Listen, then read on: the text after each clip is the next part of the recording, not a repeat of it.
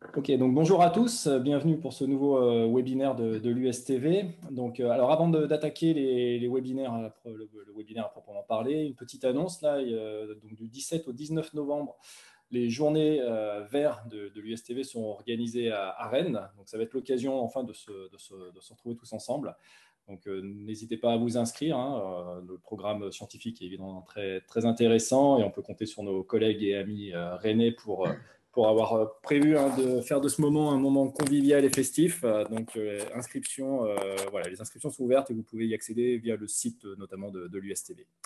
Alors aujourd'hui, le webinaire va être consacré au bio-vert et nous avons le plaisir d'écouter donc Jonathan Macera, qui est professeur à l'Université de Tampere, et Jérémy Soulier, qui est maître de conf à l'Université de Toulouse et qui travaille au CIRIMAT. Donc, on va commencer. Donc, alors, ce que je vous demande pendant les exposés, ça va être d'éteindre vos caméras et vos webcams.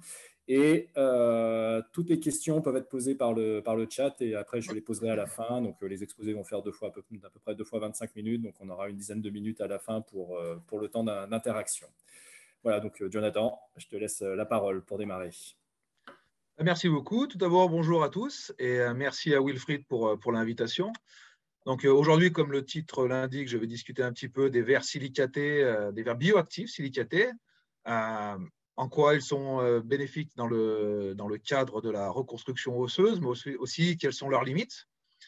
Donc, comme Wilfried l'a dit, je suis Jonathan Macera, je suis professeur de biomatériaux et ingénierie tissulaire à Tampere.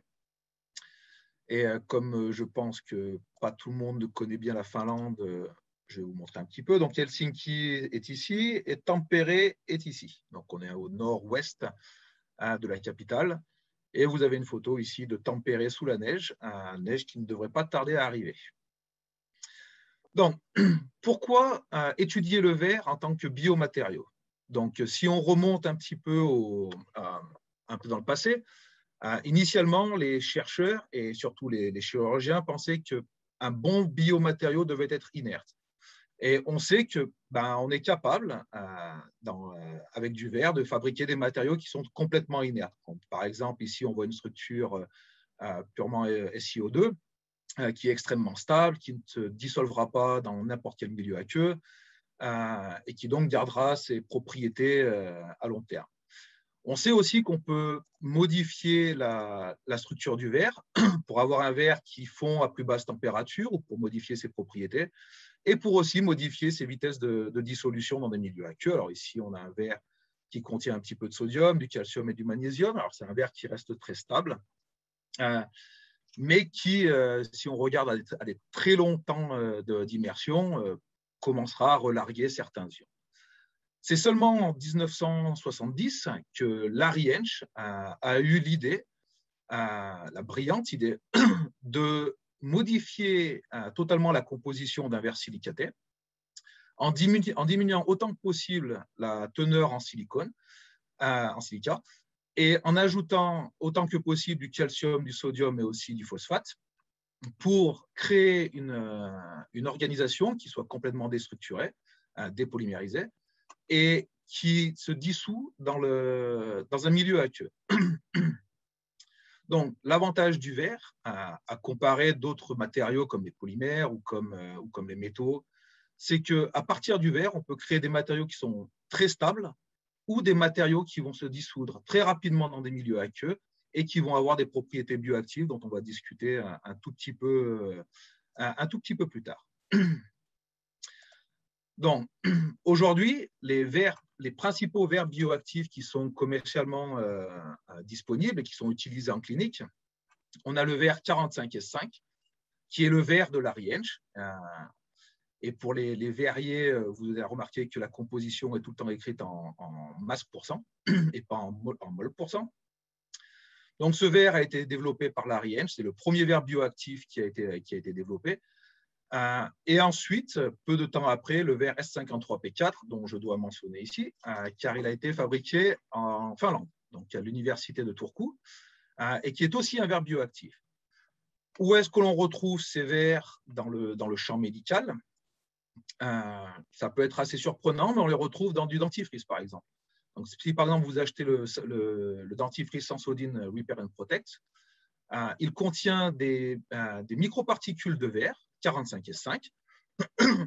Et l'idée, c'est de traiter l'hypersensitivité des dents. Donc, en fait, quand on a de l'hypersensitivité, c'est que des tubules se forment dans la dentine. Et en fait, les microparticules de verre vont s'insérer dans les tubules, dissoudre, former un précipité de calcium phosphate qui va aider à la régénération un petit peu de l'énamel et surtout bloquer ces tubules qui causent l'hypersensitivité. Biomine, c'est aussi un dentifrice qui a été créé par Robert Hill à Queen's Mary University à Londres. On les retrouve aussi beaucoup sous forme de ce qu'on appelle des petits. Donc, en fait, c'est des particules de verre qui sont insérées dans un sorte de gel, qui sont introduits dans un défaut osseux. C'est principalement pour la reconstruction osseuse qui peut être due à des traumatismes ou après excision de tumeurs. Ou on les retrouve directement comme granules que l'on va mélanger donc avec le sang du patient et que l'on va aussi insérer dans des défauts osseux. Pour bien comprendre l'activité en fait, du verre silicaté, on va se pencher un petit peu sur sa dissolution en milieu aqueux. Donc, si l'on immerge un verre silicaté dans n'importe quelle solution aqueuse, que ce soit du SBF, comme je l'indique ici, alors le SBF, c'est un milieu simulated body fluid. Ça correspond en fait à la concentration ionique que l'on retrouve dans le plasma, sans avoir les composants organiques. Ou même si on l'introduit dans de l'eau, on va s'apercevoir que la première chose que l'on voit, en fait, c'est une augmentation du pH. Donc, l'augmentation du pH est due à un échange d'ions entre le sodium et les ions hydrogènes du milieu aqueux. On va s'apercevoir aussi que la silice, initialement, est relarguée, puis elle reste stable, ce qui indique qu'en fait, la silice, on a une partie de la silice dans le verre bioactif qui est soluble, mais une partie qui est insoluble. Et on va avoir aussi un relargage du calcium et du phosphate, puis une précipitation de ces deux éléments. Le calcium et le phosphate en solution ont une grande affinité et ils ont tendance à reprécipiter ensemble, surtout quand le pH est un peu élevé. Donc, si on regarde en coupe une particule de verre bioactif qui a été immergée dans un milieu corporel simulé, on s'aperçoit ici qu'on a le verre résiduel qui n'a pas encore réagi. On a une couche ici qui est purement de la silice. En fait, c'est un gel de silice qui se forme. En fait, la silice qui est insoluble reste à la surface du verre et va repolymériser. Et au cours du temps, on a une précipitation du calcium et du phosphate sous forme d'hydroxyapatite, donc avec un ratio entre le calcium et le phosphate de 1,66, qui est une phase qui est très similaire à la phase minérale de l'os, qui est aussi de l'hydroxyapatite. Donc, une phase qui, on s'attend à ce qu'elle soit bénéfique pour l'adhésion, la prolifération et même la différenciation des cellules au cours de la régénération osseuse. Donc, juste d'un point de vue schématique, on met le verre dans un milieu aqueux, on a un échange d'ions entre le sodium et l'hydrogène, relargage de la silice, du calcium et du phosphate, formation d'un gel de silice, et enfin, le calcium et le phosphate qui sont dans la solution et le calcium et le phosphate qui diffusent du verre vers la solution vont précipiter pour former une hydroxyapatite à la surface du verre. La dissolution est donc non congruente. Tous les ions ne sont pas relargués à la même vitesse. Certains ions vont même rester à l'intérieur de la structure du verre. Et ça a certains bénéfices, mais ça a surtout certains désavantages. Avec la présentation de Jérémy qui présentera plutôt des verres phosphates, vous allez voir qu'on peut modifier la structure du verre pour avoir un relargage congruent.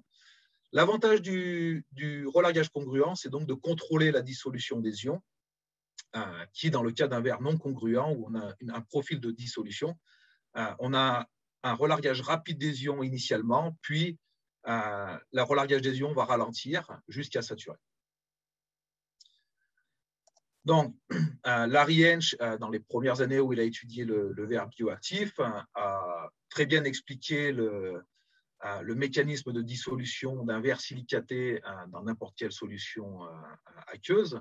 Donc, comme je vous l'ai dit, l'échange entre le sodium et les ions hydrogène, la repolymérisation de la silice à la surface, la précipitation du calcium phosphate et la cristallisation de l'hydroxyapatite à la surface.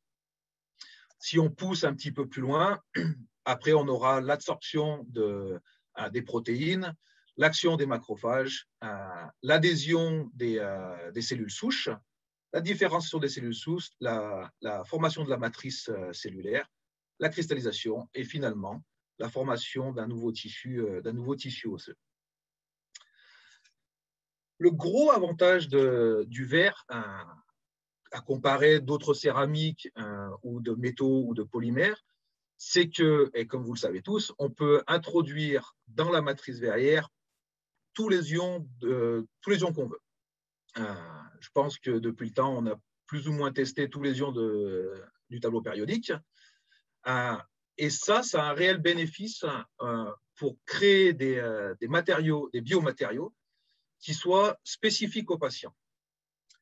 Donc, juste pour vous donner un exemple, ici, on a utilisé un verre donc, S53P4, qui est un verre bioactif commercial, produit par Bonalive à Turku, avec une dissolution tout à fait traditionnelle, où on voit la formation de la couche riche de silice et la précipitation d'hydroxyapatite. Ce qu'il faut savoir, c'est que, par exemple, si on prend un patient ou une patiente, dans ce cas-là, qui a de l'ostéoporose, l'os qui va se former est un os qui est assez fragile et qui est généralement poreux et qui a une tendance en fait, à se résorber assez importante. Une patiente qui a de l'ostéoporose, généralement, ce qu'elle va prendre comme traitement, c'est du strontium ranalate. Donc, c'est du strontium qui diffuse dans les os. Le but étant de créer, plutôt que de l'hydroxyapatite, qui est du calcium et du phosphate, une couche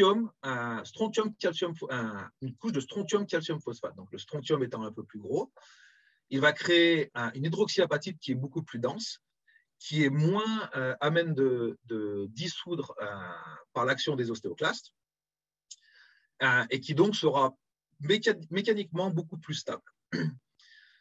Ce qu'on voit ici, c'est que si l'on remplace le calcium du verre S53P4 par du strontium, ce qui est assez facile à faire, donc on a remplacé partiellement, donc ici on a 5 mol % du calcium qui est remplacé par du strontium, jusqu'à un remplacement complet du calcium par du strontium, on s'aperçoit qu'une partie du strontium va commencer à s'intégrer dans la couche d'hydroxyapatite que l'on précipite pour former ce qu'on appelle un strontium substituted hydroxyapatite, cette couche qui est beaucoup plus dense et beaucoup plus stable et qui va favoriser la formation d'un néo-os qui sera beaucoup plus résistant et moins prône à la fracture. Ici, c'est juste un exemple avec le strontium, mais si on pousse un peu plus loin, on s'aperçoit que d'autres ions à valeur thérapeutique peuvent être insérés dans le verre. Donc, on a la silice, qui est de toute façon la matrice principale du verre, qui a déjà les effets que l'on connaît. Le calcium, qui est déjà présent dans la partie inorganique de l'os. Mais on peut aussi ajouter du magnésium, qui stimule la formation d'os. Le strontium, comme je vous l'ai dit, qui est bénéfique, par exemple, pour les patients avec de l'ostéoporose. Mais on peut aussi ajouter, par exemple, du cuivre ou du bore qui ont des propriétés angiogéniques. Ce qu'il faut savoir, c'est que la majorité des implants osseux, y compris quand on utilise du bio-verre, la majorité des implants ne vont pas agir de façon bénéfique si il n'y a pas de vasculature qui se forme. Donc, l'avantage de rajouter dans du verre du cuivre ou du bore est justement de recréer des vasculatures entre les particules de verre pour amener en fait un flux sanguin qui va aider à la reformation d'un os viable qui ne va pas nécroser. Un autre problème que l'on rencontre, nous on ne le rencontre pas tellement, mais que les chirurgiens rencontrent assez régulièrement, c'est les infections. Donc, quand on met un implant, il y a toujours un risque d'infection et surtout le risque en fait, de la formation d'un biofilm. Donc, un biofilm, en fait, c'est un agglomérat de bactéries qui initialement peuvent être dormantes, mais qui au long terme vont se réveiller, vont commencer à proliférer jusqu'à créer une infection. Et c'est ce qui va mener donc à une chirurgie de révision où généralement on va enlever l'implant et en remettre un nouveau. Donc enlever l'implant, nettoyer et en remettre un nouveau.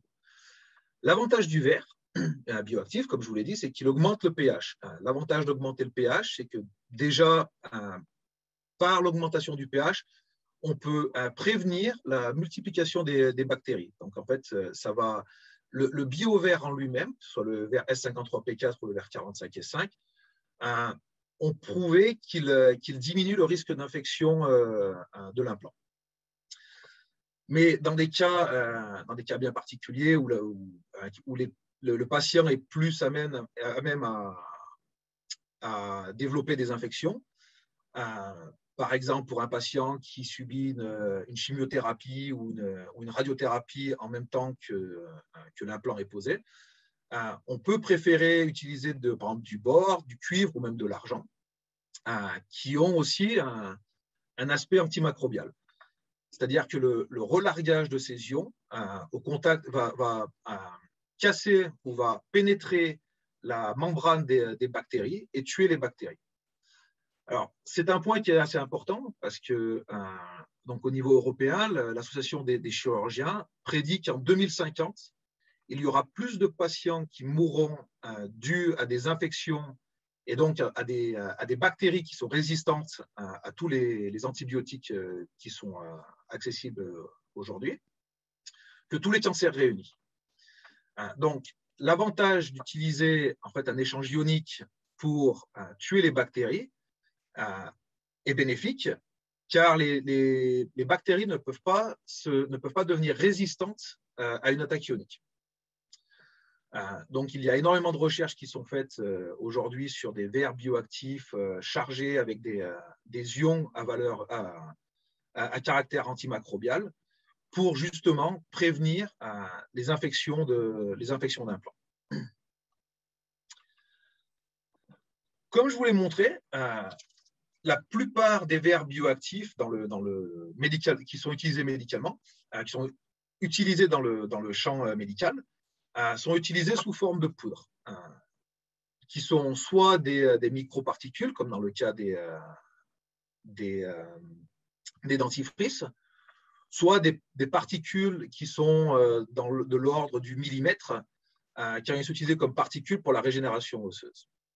Alors que, en principe, ce que l'on préférerait, c'est avoir un implant qui ressemblerait plutôt à la configuration de l'os. Donc,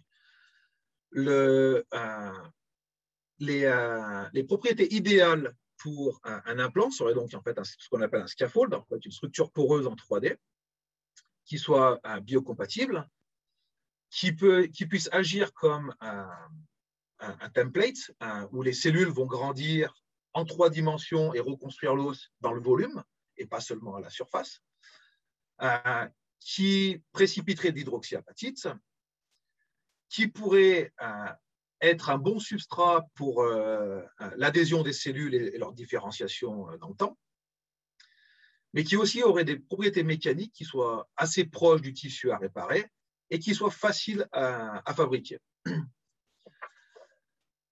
Les techniques pour produire ces matériaux poreux, il y en a une multitude et je vais juste en présenter 2, mais par exemple, une des plus connues, c'est donc le foam replica technique, où on crée un slurry, où on met des particules de verre dans un gel.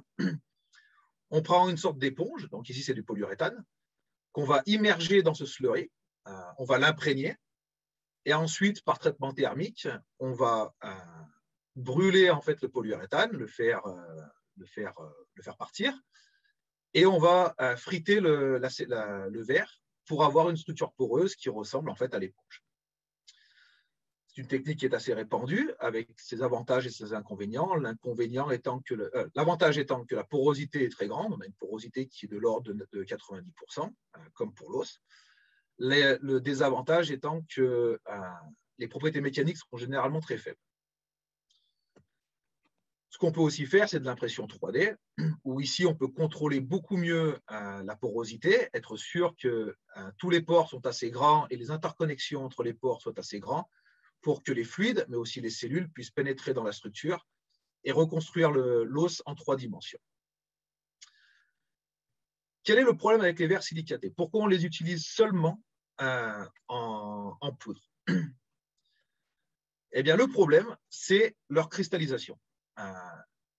Les verres silicatés, donc, comme je vous l'ai montré, la structure est très désorganisée, énormément d'oxygène non pontant et est extrêmement prône à la cristallisation.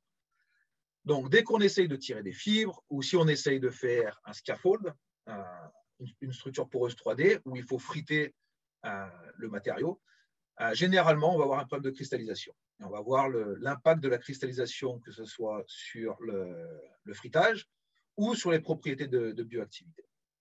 L'autre problème des verres silicatés, c'est ce que je disais par rapport à la dissolution qui est non congruente, c'est qu'au cours du temps, donc ici on a du verre bioactif qui a été mis dans l'humérus d'un enfant. Je crois il ou elle avait 4 ans quand ils ont implanté le verre.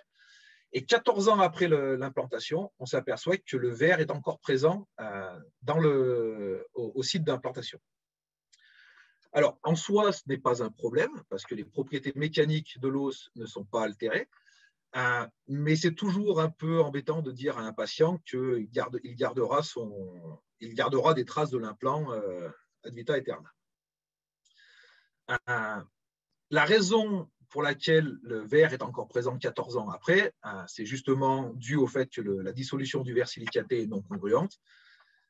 Une fois que on a cette couche de silice qui se forme, cette hydroxyapatite qui va précipiter sur la surface, l'os qui va se former sur le dessus, on augmente en fait les barrières de diffusion et au bout d'un moment, en fait, il n'y a plus assez de liquide et plus assez en fait, d'énergie pour transférer les ions du corps des particules jusqu'à l'extérieur. Donc, en fait, les particules deviennent encapsulées par le néo-os et resteront telles quelles dans le site d'implantation.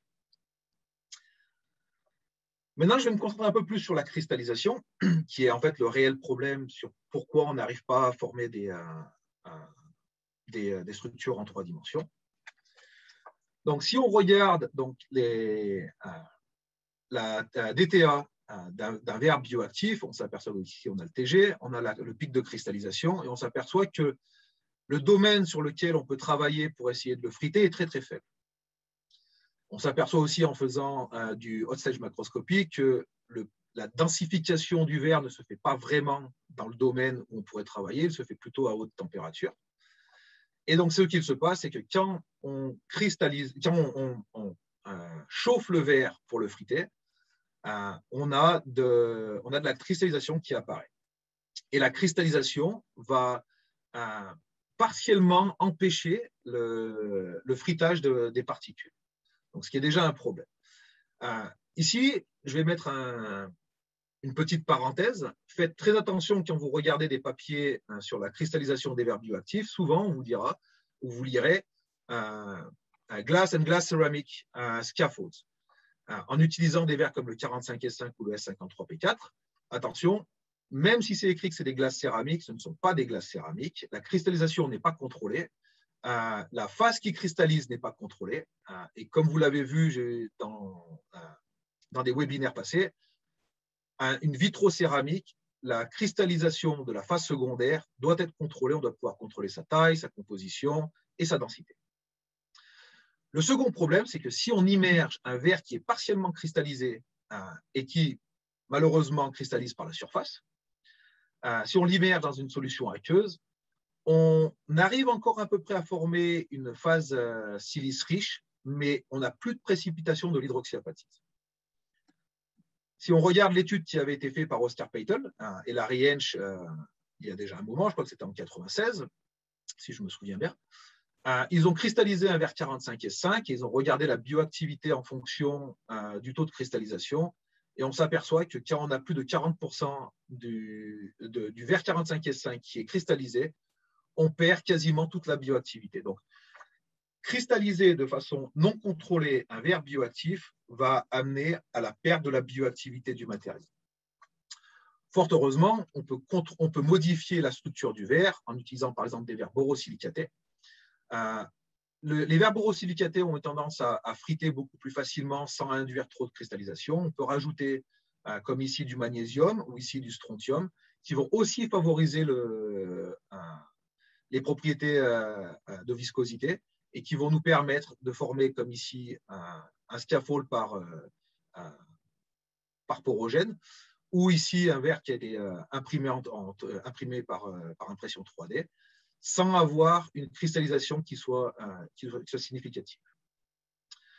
Maintenant, je vais juste parler brièvement de l'étape suivante. Généralement, quand on regarde un verre bioactif, on va regarder son comportement quand il est en contact avec des cellules. Et le standard, donc on va toujours comparer les nouveaux matériaux qu'on produit on va le comparer avec un verre bioactif déjà connu comme le verre S53P4. Donc ici, on a mis en contact avec des différents verres, donc un verre S53P4 ou des verres borosilicatés qui contiennent soit du magnésium, soit du strontium, soit ici les deux. Et on regarde en fait la croissance des cellules au cours du temps, jusqu'à 21 jours. Donc on s'aperçoit que quelle que soit la composition ici, le comportement cellulaire est plus ou moins similaire. Les cellules grandissent, s'attachent, grandissent, ce qui est déjà un bon signe. Les cellules que l'on a déposées sur ces verres-là, c'est des cellules qui sont non différenciées et qui donc peuvent choisir en fait leur phénotype. Et ce qu'on s'aperçoit, c'est que quand on compare donc, des verres qui sont borosilicatés avec un verre qui est S53P4, juste un verre silicaté, les cellules vont exprimer différents gènes dans des quantités différentes. Donc ici, on voit qu'on a une surexpression donc des gènes du RUNX, Osterix ou DLX. Tous ces gènes sont des marqueurs en fait, de l'ostéogénèse. Ils sont essentiels pour la différenciation et pour la morphogénèse. Et on va aussi surexprimer l'ostéopontine et l'ostéocalcine, qui sont des marqueurs en fait, de la différenciation. Donc, ces verres-là ont une aptitude à prendre des cellules qui sont non différenciées et à les forcer à aller vers un phénotype de type ostéoblaste, donc un phénotype de type osseux. Donc, non seulement ces verres permettent de recruter les cellules, que les cellules puissent s'attacher correctement sur le matériau, proliférer, mais il va aussi recruter des cellules non différenciées, les forcer à devenir des cellules osseuses et favoriser la régénération osseuse. L'autre avantage des verres borosilicatés, c'est que donc, ici, on a regardé deux marqueurs qui ne sont pas des marqueurs osseux, ce sont des marqueurs de la vascularisation, et on s'aperçoit que ces deux marqueurs sont surexprimés dans le cas des verres borosilicatés. Et comme je vous l'avais dit un peu plus tôt, l'avantage d'un verre qui contient du bore est qu'il va favoriser la formation de vasculature au niveau de l'implant. Pourquoi c'est important et pourquoi donc, les verres borosilicatés sont de plus en plus étudiés? Si on prend un implant osseux pour reconstruire un os, par exemple, donc comme je vous l'ai dit, on met l'implant. Et pour que l'implant soit successful, il faut qu'à l'intérieur de l'implant, on ait des vasculatures qui grandissent.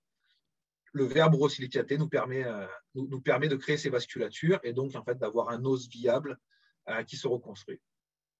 D'un point de vue plus spécifique, si par exemple un patient est sujet donc, à une mandibulectomie, donc on lui enlève complètement ou une partie de la mandibule, ça peut être dû par exemple à un cancer maxillofacial. Pour le moment, la seule solution que les chirurgiens ont, c'est d'utiliser en fait une partie du fibula. Ils le coupent et ils vont le remplacer. Le problème, c'est que le fibula n'a pas vocation à aider à la reconstruction osseuse, ni à la reconstruction des tissus mous, donc qui sont vraiment à proximité de l'implant. Le problème que l'on voit, c'est que généralement, comme ces patients sont aussi sujets donc, à de la radiothérapie et à de la chimiothérapie, le tissu mou et le tissu osseux ont une très faible capacité à se régénérer.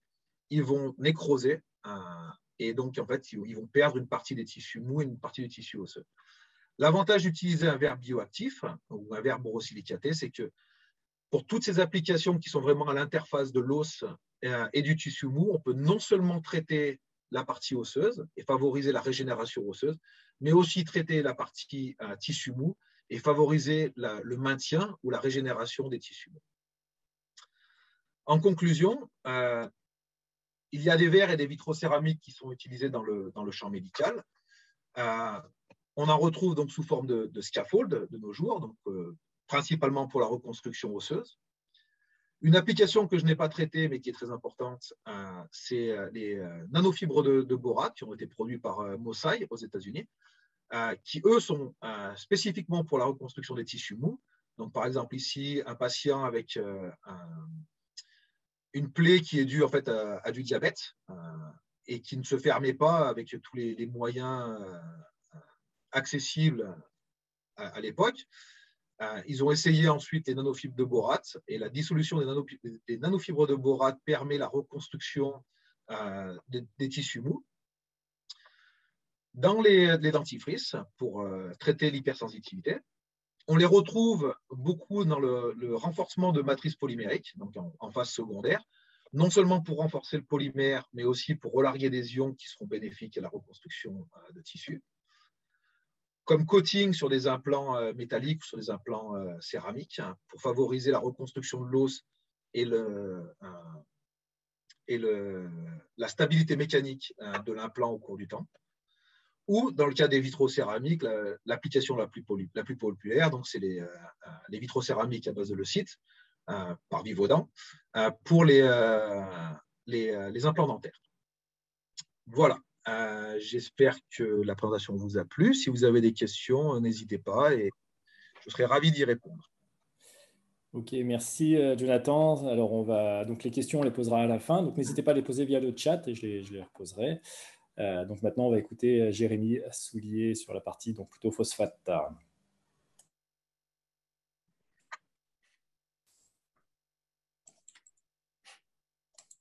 Bonjour à toutes et à tous. Est-ce que vous voyez ma présentation? Oui, ça marche. C'est parfait. Donc, merci Wilfried pour l'invitation et pour l'introduction. Et merci Jonathan aussi pour avoir fait une grosse partie du boulot dans l'introduction des verres bioactifs. Donc, moi, je vais vous parler de quelque chose qui est complémentaire à ce dont a parlé Jonathan, c'est-à-dire les verres phosphates. Et l'idée de cette présentation, c'est de partir d'aspects un peu basiques sur ces verres-là et d'aller vers quelques exemples d'applications. Donc, Jonathan vous a présenté les verres silicates. Donc, historiquement, ce sont ces matériaux-là qui ont été développés dans un premier temps par Larry Hench, comme Jonathan l'a dit. Et donc, leur implantation dans le corps permet la couche, une couche d'apatite biomimétique, donc non stoichiométrique, qui est très réactive et effectivement qui est similaire à celle de l'os. Donc, la question s'est posée à l'issue de l'invention des silicates et de leur étude des verres silicates pour des applications biomédicales. C'est posé la question du développement de verres phosphates. Et l'idée était assez simple, c'était de dire si on a une matrice plutôt phosphate qu'une matrice silicate, on va se rapprocher du minéral osseux qui contient principalement du calcium et du phosphore. Et donc, quel est l'impact de ce type de verre avec un réseau différent sur les propriétés physico-chimiques et biologiques. Donc, pour revenir à des choses, très, très basiques, hein, si on compare les atomes de silicium et de phosphore, donc les deux ont des électronégativités relativement élevées, puisque ce sont des éléments P. Donc, par rapport à des métaux de transition, on peut les considérer comme des formateurs de réseau. Ils ont des configurations électroniques qui amènent à une hybridation sp3, ce qui fait qu'ils vont avoir une coordination de 4, mais contrairement au silicium, l'atome de phosphore va être lié à 3 oxygènes au pontant. Donc, ce qui va lui conférer plus de flexibilité dans l'orientation des tétraèdres. Et c'est aussi pour ça, alors je n'en parlerai pas de manière exhaustive, mais c'est aussi pour ça qu'on peut faire des fibres assez facilement avec les verres phosphates.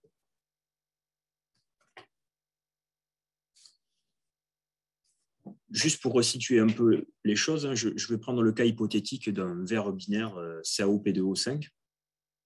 Dans la réalité des faits, c'est plutôt des vers ternaires qu'on étudie avec du sodium. Mais l'idée, c'est de fixer un peu les choses. Si on part sur des rapports Ca sur P très très faibles, donc des vers très riches en phosphore, on va avoir plutôt des entités Q3 et Q2, donc qui forment des réseaux tridimensionnels. Donc ce sont des vers très polymérisés. Et malheureusement, ces vers sont très hygroscopiques. Ils peuvent absorber jusqu'à 20% d'eau de leur masse sous forme de liaison POH, et ce qui limite leur mise en forme et leur utilisation technologique. Toujours, si on parle des vers élaborés par fusion, si on augmente un peu ce rapport Ca sur P, on va plutôt avoir des polyphosphates sous forme de chaînes polymériques, donc des chaînes linéaires ou des anneaux. Et donc là, à ce moment-là, le réseau est basé sur des entités Q2 et Q1, donc des entités Q2 en milieu de chaîne, des entités Q2 en milieu de chaîne et Q1 en fin de chaîne. Et si j'augmente toujours ce rapport Ca sur P, je vais arriver dans ce qu'on appelle les invert classes, c'est-à-dire qu'on va avoir des vers qui vont être composés de dimères, qui sont aussi appelés des pyrophosphates et qui sont des entités Q2, et des monomères, aussi appelés orthophosphates, qui sont des entités Q0. Et à ce moment-là, vous le voyez, on appelle ça des vers, mais le réseau en fait est totalement dépolymérisé. Et la cohésion de ce solide, hein, qui est amorphe, elle est principalement due aux interactions uniques entre, d'une part, le calcium et d'autre part, les ions ortho et pyrophosphate. Donc, vous vous en doutez un peu en tant que verrier, avec des entités aussi petites, ce sont des vers qui cristallisent très très facilement lors de leur préparation. Et donc, on est obligé d'ajouter d'autres oxydes, comme le TiO2, pour empêcher cette cristallisation.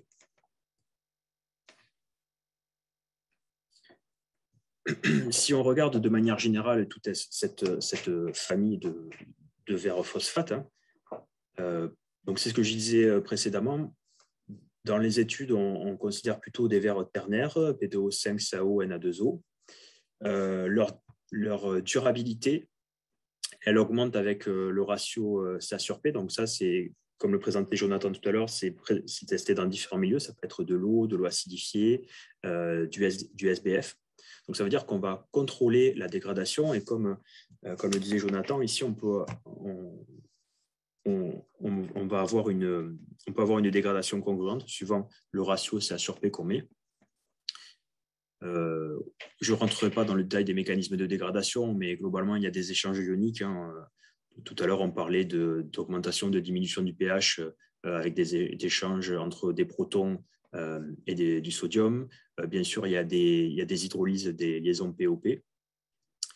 Contrairement aux vers silicates aussi, et c'est lié aux propriétés de dégradation, dans les études, hein, généralement, qu'on montre, rarement il y a une couche d'apatite qui est formée, soit parce que la dégradation du verre est trop rapide, soit quand on va plutôt vers les invert classes, c'est des verres assez stables.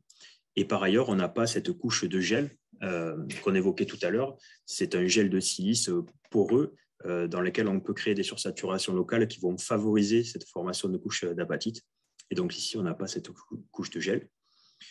Et à l'instar des vers silicates, on peut aussi ajouter des ions d'intérêt biologique, le Zn de plus, le Cu de plus, le Sr de plus, pour ne citer que, pour lui conférer des propriétés pro-angiogéniques, antibactériennes, pour favoriser la différenciation et la prolifération des cellules.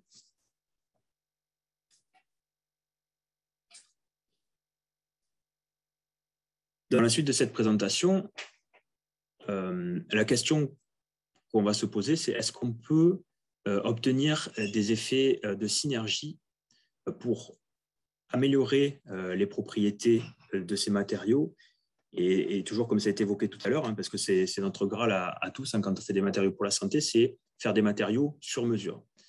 Qu'est-ce que j'entends par des propriétés synergiques? C'est-à-dire, est-ce qu'on peut utiliser les propriétés les propriétés intrinsèques des vers de phosphate de calcium, alors intrinsèques ou lorsqu'ils sont dopés, c'est-à-dire quand je relargue du calcium, je vais aller stimuler les ostéoblastes, qui sont les cellules qui reconstruisent l'os. Quand, si je dope mes vers phosphates avec du zinc, du strontium, du cuivre, je vais générer des propriétés biologiques. Mais certaines de ces propriétés ne peuvent pas être assurées par des agents ioniques, même si on a une grande palette avec ces ions. Et donc, on va être obligé d'associer des molécules ou des biomolécules, alors bien sûr qui vont reprendre certaines propriétés des ions, donc sur l'aspect ostéo-inducteur, des aspects anti-inflammatoires, antibactériens et des aspects anti-cancéreux aussi, notamment en chirurgie maxillofaciale. Et donc, l'idée, c'est comment associer ces biomolécules avec les vers de phosphate qui peuvent en se dégradant, amener les briques élémentaires pour fabriquer l'apatite et stimuler les cellules de l'os. La problématique, c'est qu'à haute température, on peut faire pas mal de choses. Vous l'avez vu, on a une palette assez large de propriétés, de dégradation, de dissolution. Mais les températures thermiques mises en jeu sont trop hautes pour associer directement des biomolécules, et donc elles vont dégrader la partie organique. On va perdre l'intérêt d'associer des molécules ou des biomolécules. Donc, pour essayer d'obtenir cet effet synergique, il y a deux stratégies possibles. La première stratégie, c'est d'utiliser la voie sol-gel au niveau des vers. La deuxième stratégie, c'est une stratégie qui est basée sur l'approche verrière, mais qui concerne plus des phosphates de calcium amorphes. Et donc, dans la suite de ma présentation, je vais dire rapidement quelques mots sur les vers sol-gel, puis j'accentuerai la présentation sur la partie amorphe. Donc, la voie sol-gel, c'est une voie qui a été décrite de manière relativement exhaustive pour la fabrication des vers silicates. Donc, le principe, c'est le suivant, c'est qu'on part d'alkoxydes, donc principalement les alkoxydes des formateurs de réseau, donc un alkoxyde de silicium, un alkoxyde de phosphore pour les vers silicates. On peut avoir des solvants qui sont des solvants aqueux ou aquoéthanoliques, et la synthèse en elle-même se fait en bécher de manière très simple à basse température. En associant cette synthèse de base avec certaines stratégies de synthèse, on peut obtenir des vers poreux, donc mésoporeux, avec des tailles de pores de l'ordre de quelques nanomètres, macroporeux, on peut obtenir des hybrides, on peut obtenir des nanoparticules, et ces mises en forme spécifiques vont permettre d'associer des vers avec des biomolécules. Par exemple, pour les vers poreux, on peut charger les biomolécules à l'intérieur de cette porosité. Sur les matériaux hybrides, donc ce qui est l'association d'un réseau vitreux à un réseau polymérique, on peut intégrer des monomères actifs et organiques dans le polymère. Pour les nanocomposites, on peut greffer chimiquement de manière covalente des composés actifs organiques pour associer ces propriétés aux propriétés des vers bioactifs. Donc, ce que je viens de vous décrire, ce sont pour les vers silicates. La voie la plus étudiée pour ces vers silicates, pour associer des principes actifs aux vers, c'est la fabrication de vers mésoporeux. Donc, le principe, il est relativement simple. On part des précurseurs, donc principalement des précurseurs à l'alkoxyde. On va utiliser des tensioactifs. Donc, les tensioactifs ont une partie hydrophobe et hydrophile. Et lorsqu'on les met en solution et en particulier dans l'eau, ces tensioactifs vont s'auto-organiser sous forme de micelles pour minimiser leur énergie d'interaction avec le milieu, avec la partie hydrophobe. Et donc, si de manière concomitante, on peut mettre en place la réaction des précurseurs, c'est-à-dire la chimie sol-gel, l'hydrolyse condensation et l'auto-organisation de ces tensioactifs, on peut obtenir des hybrides mésostructurés, on peut passer par des étapes de densification à une centaine ou plusieurs centaines de degrés, notamment pour finir des condensations SiOH, SiOH pour former des ponts SiO-Si dans le cadre des vers silicates. Et si j'enlève ce tensioactif, le plus couramment, ça se fait par calcination. Donc, on peut calciner jusqu'à des températures de 600-700 degrés. On va éliminer le tensioactif et par ailleurs, on va finir la densification du réseau et intégrer les ions calcium, par exemple, qui sont apportés par d'autres précurseurs que des alkoxides, on va intégrer ces ions bivalents au sein du réseau vitreux. Donc ça, c'est le principe général.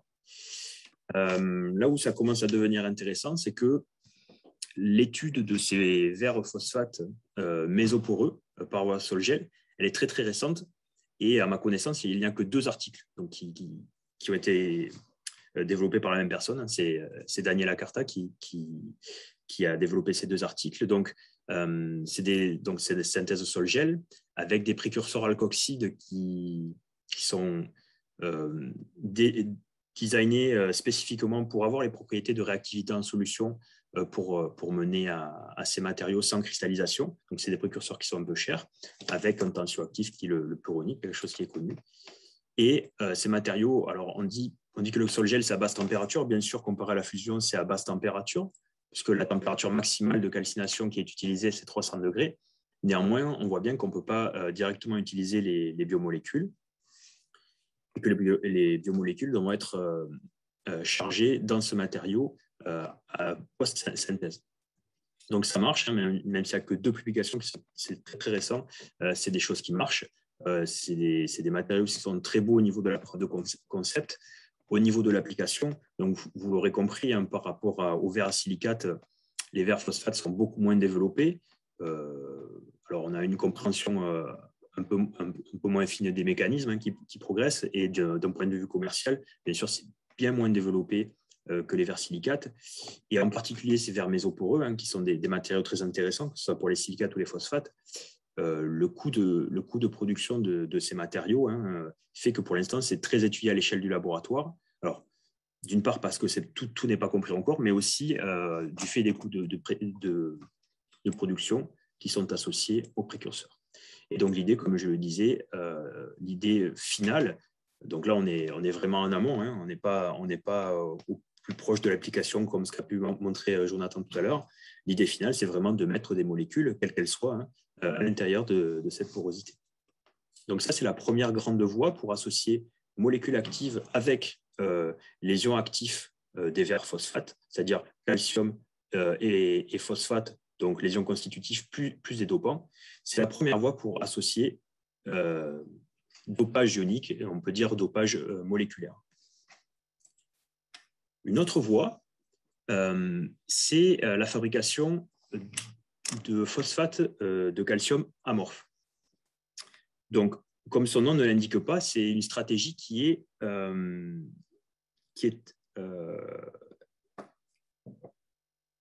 calquée sur la stratégie des verres phosphates que je vous ai décrit tout à l'heure. Je m'explique. Dans la littérature, on a des orthophosphates de calcium amorphes qui sont décrits. Donc, orthophosphate, je vous rappelle, c'est ce qu'on disait tout à l'heure, on a une seule entité phosphate. Et donc, ce sont des matériaux qui sont connus depuis un petit moment. Hein. La première publication sur le sujet, c'est 1974. Et donc, on décrit ces matériaux comme une association de clusters, donc CA9, PO4 6 fois, donc, que vous voyez ici, qui sont associés entre eux. Alors, l'eau joue un rôle prépondérant dans la cohésion entre ces clusters. Et ces clusters sont très peu stables, ils évoluent rapidement.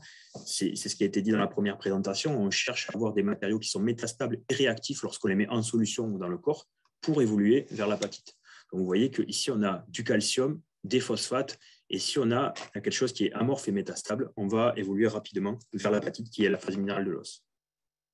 On a aussi des matériaux qui sont décrits dans la littérature, qui sont des pyrophosphates de calcium. C'est-à-dire qu'ici, on a 2 entités phosphates, une entité phosphate avec deux phosphores plutôt. Et ces matériaux sont extrêmement stables en solution. Vous voyez un exemple ici de DRX, donc un amorphe CPP, donc pyrophosphate, et un amorphe CPP au bout de 2 ans en solution aqueuse. On voit que ce matériau n'a pas bougé. L'idée qui est basée sur la revue de la littérature sur les verres phosphates, et donc sur cette technologie qui est basée sur la fusion, l'idée est de se dire, est-ce qu'on peut associer en même temps des orthos et des pyrophosphates dans une synthèse basse température pour contrôler leurs propriétés de dégradation et donc leurs propriétés biologiques, ce qui n'avait jamais été fait avant. Donc, en se basant sur cette observation, qui est inspirée des verres phosphates, on fait des choses simples en solution, c'est-à-dire qu'on prend des précurseurs sous forme de sel soluble de pyrophosphate de sodium, orthophosphate de sodium, on rajoute du calcium, on obtient une solution colloïdale qu'on centrifuge, on obtient un gel, et en séchant ce gel à des températures assez basses et compatibles avec l'utilisation de biomolécules dans la solution, on observe des matériaux. Donc, c'est des matériaux qui se font vraiment à basse température, il n'y a pas de calcination a posteriori. Les précurseurs ont des coûts relativement faibles, puisque ce sont des sels, et le solvant est l'eau. Donc, comme je le disais, ce type de synthèse laisse entrevoir des faibles coûts de fabrication, même si pour l'instant, on est toujours à l'échelle du laboratoire. On peut, comme je le disais aussi, envisager l'addition de molécules actives pendant la synthèse. Alors, on n'a pas travaillé sur ce genre de choses, pas encore, mais en tout cas, les conditions sont compatibles avec ça. Et on peut contrôler la taille et la morphologie, c'est-à-dire qu'en fonction des conditions, notamment de séchage, on peut obtenir des monolithes ou on peut obtenir des microparticules. Ce qui est intéressant, parce que c'est la question qui a sous-tendu les premières synthèses de ces matériaux, c'est est-ce que je peux contrôler le ratio entre ortho et pyrophosphate. Donc nous, on l'a exprimé de cette manière-là. On a regardé la quantité de pyro sur la quantité totale de phosphate, ortho plus pyro. Donc, on a fait des choses assez classiques en chimie ou en sciences des matériaux, c'est qu'on a fait varier un paramètre, en l'occurrence, c'était ce ratio-là, dans la synthèse qui est décrite ici. Donc, qu'est-ce qu'on a vu? Donc, on a fait de l'ARMN du solide dessus, de l'ARMN du phosphore. Alors, quand je dis on, c'est les collègues de Montpellier et de Paris qui ont géré toute la partie ARMN sur ces matériaux. On peut voir que la bande associée à l'orthophosphate diminue. Alors, ça dépend comment on le prend, mais diminue en même temps que la quantité qu'on avait insérée en solution. Et à mesure que la bande de phosphate augmente, orthophosphate, la bande de pyrophosphate diminue. Donc, on a regardé ces ratios dans le matériau final, on les a regardés à un RMN, on a fait du Raman aussi dessus. On a dégradé ces matériaux pour aussi faire des dosages chimiques. Et en fait, les trois techniques fit plutôt bien, c'est-à-dire qu'on a une corrélation assez forte entre les ratios qu'on obtient entre ortho et pyrophosphate qu'on obtient dans le matériau et ce qu'on a introduit en solution. Et donc, on a des matériaux amorphes sur une large gamme de compositions où on peut contrôler le ratio entre ortho et pyrophosphate. Grâce à plusieurs techniques d'analyse, on a pu déterminer une formule. Alors, vous le voyez, ce n'est pas du tout une formule verrière. Hein. On ne raisonne pas en termes d'oxyde parce que nous, justement, si on prend en particulier ce qu'on peut appeler les ions formateurs, même si on n'est pas exactement dans un verre, ce qu'on veut distinguer, justement, c'est les différents types d'entités, puisqu'on n'a pas de réseau tridimensionnel. Et à l'instar des invert glasses que j'ai présenté tout à l'heure, on veut distinguer les deux entités et les quantifier. Donc ça, c'est la formule générale. Et en faisant de la microscopie électronique à transmission, on voit qu'on a un matériau qui est basé sur l'agrégation de particules et qui est, alors je ne l'ai pas dit, mais qui est un matériau hydraté. Donc l'eau joue un rôle assez important dans la cohésion. La question, c'est quelles sont les propriétés de ces nouveaux matériaux. Donc on a testé ce matériau dans différents types de milieux, notamment le SBF, Simulated Body Fluid, qui a été évoqué tout à l'heure. Donc là, je ne présenterai pas le résultat pour le SBF, mais je le présente dans le alpha MEM. Le MEM, c'est un milieu de culture tamponné qui est utilisé pour la culture cellulaire. Donc là, on n'a pas mis les cellules dans ce milieu, mais on a pris la poudre. On a fait des interactions en 37 degrés dans cette poudre, c'est-à-dire qu'on a mis la poudre, on a agité à cette température donnée, et puis pour plusieurs durées, on a analysé le solide et on a dosé des éléments et on a mesuré le pH dans le liquide. Donc, je ne vais pas tout détailler, mais ce qui est intéressant, c'est que ne serait-ce qu'en termes de diffraction des rayons X, vous voyez que pour les composés qui contiennent le plus de pyrophosphate, on a un composé qui reste amorphe, alors que le composé qui contient le plus d'orthophosphate, c'est-à-dire qui est le plus proche de l'entité contenue dans l'os, on a la formation à la surface du matériau de cristaux d'apatite biomimétique, alors nanocristalline parce qu'elle est toute petite Et vous voyez que c'est très mal cristallisé, mais nous, ça nous arrange parce que le fait que ce soit très mal cristallisé, ça veut dire que c'est proche de la l'apatite osseuse qui est mal cristallisée aussi, avec beaucoup de défauts dans sa structure, ce qui la rend très réactive et labile pour capter et relarguer des ions.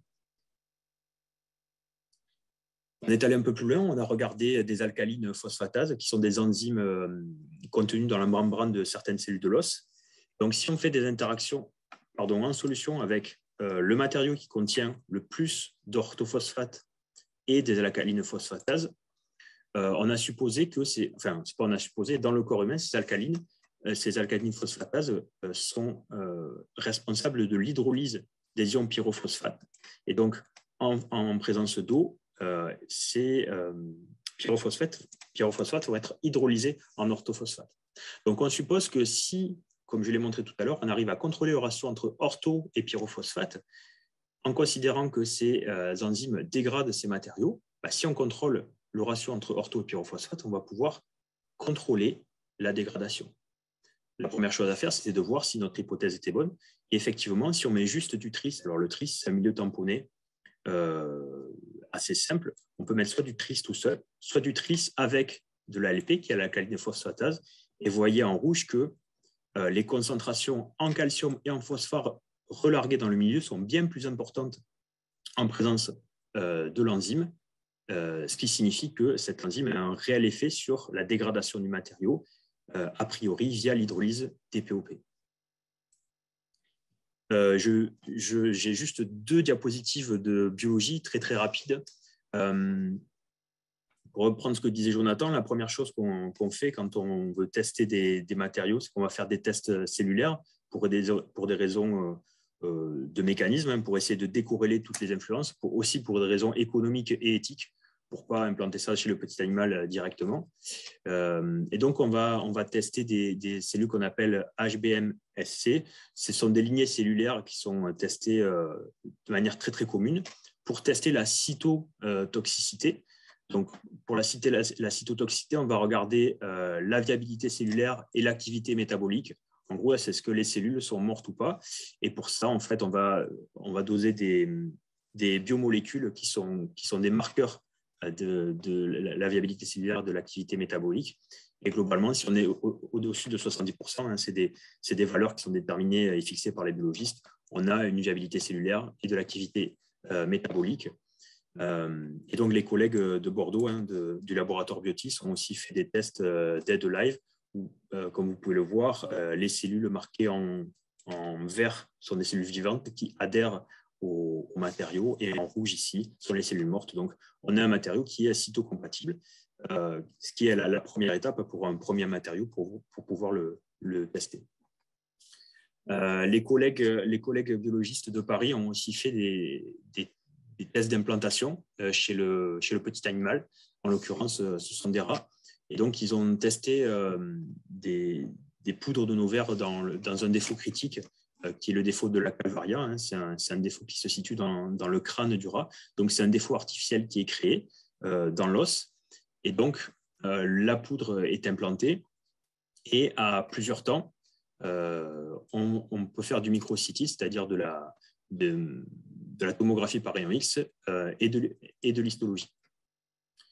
Donc, sans rentrer dans le détail, ce qui est intéressant, c'est que la radio-opacité est dans la même gamme pour le 0,30 et le 0,50. Alors, ici, je n'ai pas les images, mais donc on voit sur les images, pardon, excusez-moi, on voit les parties blanches qui sont ici. Ça signifie qu'il y a de l'os néoformé. Et surtout, la micro-CT, ça permet d'avoir une vue globale. Je n'ai pas montré les images ici, mais tout à l'heure, il a été dit qu'effectivement, quand on a un nouveau matériau, on le compare à des choses qui existent déjà. Et donc, notre matériau, on l'a comparé à du 45S, même si c'est un verre silicate, même si la base du réseau vitreux est différente, on a des résultats similaires au 45S commercial. Et les biologistes, nos collègues biologistes ont aussi fait de l'histologie, et on voit que les particules ici blanches, donc c'est des particules de nos matériaux, de nos phosphates de calcium amorphes, et autour, il y a de l'os néoformé. Donc, c'est très encourageant pour la suite. Ce sont des premiers tests. Bien sûr, il faut faire beaucoup de tests pour la compréhension des mécanismes, pour la statistique. Mais c'est des premiers tests qui seront très encourageants puisque, en fait, l'os est formé autour de ces particules. Donc, l'idée, à terme, c'est d'arriver à corréler toutes les étapes, les études de dégradation physico-chimique, les études cellulaires et l'implantation pour mettre à jour des mécanismes. J'en arrive à la conclusion. C'était vraiment une vue générale de ce qu'on pouvait faire avec ces matériaux. Juste pour vous dire que sur les matériaux à base de phosphate de calcium amorphe, et si historiquement on parle des verres phosphate de calcium amorphes, il y a un gros potentiel déjà sur les verres de phosphate de calcium fabriqués par fusion. Vous avez vu en début de ma présentation qu'on a une grande gamme de propriétés dues à la dépolymérisation du réseau et donc à des propriétés de durabilité différentes. On peut aussi modifier ces propriétés et avoir des comportements physico-chimiques et biologiques alternatifs en utilisant la voie sol-gel et en combinant cette voie sol-gel avec la matière molle, notamment pour créer de la porosité. Et on peut aussi avoir des stratégies qui sont inspirées des verres phosphates pour fabriquer d'autres familles de matériaux tels que les phosphates de calcium amorphes. Une deuxième conclusion qui est un peu moins scientifique, c'est une remarque à la communauté des verriers aussi. Moi, de formation, je suis plutôt verrier sol-gel. Et en fait, ce sujet a été initié quand je suis arrivé à Toulouse, qui est plutôt issu de la communauté des phosphates de calcium. Et à vrai dire, les deux communautés ne se parlent pas beaucoup. En tout cas, s'observent de loin, et alors qu'il y a beaucoup d'outils, notamment des outils de caractérisation fine qui sont communs et qui peuvent être partagés. Et juste pour finir, je voudrais prendre un dernier exemple sur les matériaux amorphes dont je viens de parler. Ces matériaux, on n'a pas une compréhension fine, mais en regardant la littérature, on suppose qu'ils sont basés sur un modèle de cluster avec des orthophosphates entourés de pyrophosphate. Et pour aller un peu plus loin dans la compréhension de ces clusters, on utilise typiquement avec les collègues la RMN du solide, la technique WAX, donc Wide Angle X-ray Scattering, ou la diffraction de neutrons avec des substitutions isotopiques qui sont très clairement des techniques utilisées pour les verres. Donc il y a beaucoup de choses à partager, à mon sens, entre ces deux communautés. Et pour finir, je voudrais très rapidement remercier les collègues, puisqu'en fait, la dernière partie des résultats qui ont été présentés ont été obtenus dans le cadre d'une ANR. Donc, je voudrais remercier ma collègue Christelle Combe, avec qui on porte ce projet depuis un petit moment, les doctorants qui ont travaillé, puisque je ne présente que quelques diapos, c'est vraiment tous les résultats qui ont marché, mais les doctorants qui ont contribué à ce travail, et puis les collègues RMNistes de Paris, de Montpellier, et les collègues biologistes de Bordeaux et de Paris. Voilà, j'en ai fini pour ma part, et merci encore de m'avoir écouté. Ok, merci Jérémy, et tu as raison. On a tout intérêt on va y gagner en interagissant entre les différentes communautés. Donc le message est bien reçu et on va voir comment améliorer ces interactions. Alors il y a deux petites questions posées dans le chat, donc du coup je les répercute. Alors il y a il est question de savoir quelle est la technique d'impression 3D qui a été utilisée. C'est pour Jonathan. Donc c'est par extrusion. Donc on crée un gel à base de pluronique. Donc on mélange notre verre dans du pluronique et après en fait par pression on l'extrude et on contrôle la viscosité du pluronique qui va se rigidifier quand on le dépose sur la plaque. Et après on évapore le pluronique. D'accord. Et une autre question, c'était le diamètre des fibres borosilicates, les bioverres là. Alors, c'est nanométrique. Alors, je crois que c'est de l'ordre de 100 nanomètres, mais je suis pas sûr à 100%. Il faudrait regarder ce que Mossa il présente.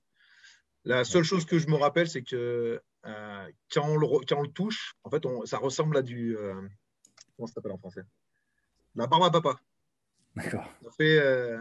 On dirait vraiment en fait, des fils de sucre de barbe à papa. Ok. Et après, par rapport au vieillissement ou propriétés mécaniques donc des phosphates, Jérémy, comment ça se comporte et par rapport au silicate, par exemple Tu veux dire au niveau des verres phosphate par fusion, par exemple? Ouais, par exemple, ouais. Mhm. Alors, notamment pour les ultraphosphates ou les polyphosphates, il y a un vrai problème avec l'aspect hygroscopique parce qu'en fait, on commence, avec l'humidité de l'air, on va commencer à avoir des réactions chimiques et soit de la dégradation et ou de la cristallisation. Donc ça, c'est un vrai problème. Et d'ailleurs, c'est ce que je précisais, hein, commercialement, sur le marché, autant les verres silicates, c'est ce que décrivait Jonathan, hein, les verres silicates, il y en a dans le dentifrice, il y a des substituts osseux. En France, il y a au moins une entreprise qui les commercialise pour des applications orthopédiques ou en maxillofacial. Autant sur les verres phosphates, il y a beaucoup moins de commercialisation. Ok. Bon, bah, il est déjà 2 heures, donc je vous propose qu'on arrête là le webinaire. Mais merci encore hein, pour les deux exposés qui étaient très, très clairs, très pédagogiques et très complémentaires en plus. C'est très bien. Et donc, on vous donne rendez-vous pour le prochain webinaire. Donc, vous recevrez l'annonce hein, très, très prochainement par mail. Et n'oubliez pas, de toute façon, au pire, que le lien, c'est le lien vers le Zoom, là, est un lien permanent pour tous les webinaires. Voilà. Et n'oubliez pas de vous inscrire pour les journées USTV à Rennes. Voilà, bonne journée et à très bientôt. Merci beaucoup. Au revoir. Au revoir. Au revoir.